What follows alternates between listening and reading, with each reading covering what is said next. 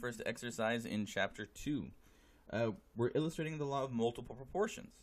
So the following data were collected for several compounds of nitrogen and oxygen. Now, before we get into this, there aren't going to be a lot of questions on the AP exam that assess this information, right? It is possible that there will be some. If there are some, they will be on the multiple choice portion.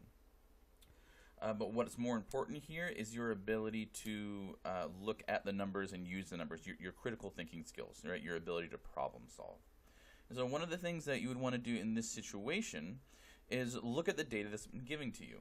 So this is the mass of nitrogen that combines with 1 gram of oxygen, right? And so the amount of oxygen is going to be standard, right? Standardized, it's the 1 gram of oxygen, and we're looking at the mass of the nitrogen. So when we have these three numbers, we want to look for a relationship between these numbers. Now, if we can see a relationship between those numbers, we need to state that relationship. But the first thing we want to do is look at those numbers. So let's get my calculator app in here. So what's the relationship between, I don't know, this third number and the second number?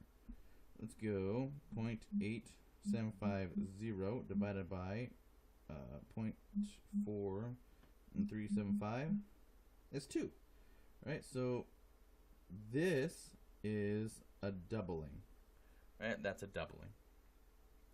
What if I were to do 1.7500 divided by 0.4375?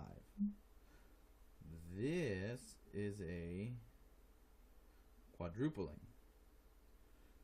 So what we can do here is we can look at these relationships and say, like, okay, well, we can think of this as a 1. We can think this is doubled, so that would be a 2. And if this is a 1, this is quadrupled, so this would be a 4. And so the amount of nitrogen that we're getting with each of these individual grams of oxygen is increasing by quite a bit. So what we can do here is we can see the relationship between the amount of oxygen and nitrogen that would be present in one of or all of these species. So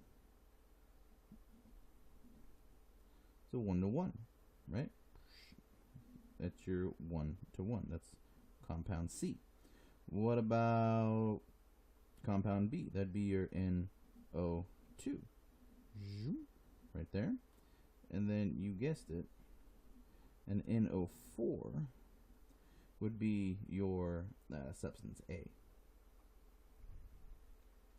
So we're using the relationships between, oftentimes it's going to be the smallest value, and you compare each value to the smallest value, and you'll get the ratio that you're going to use to define the actual species in question.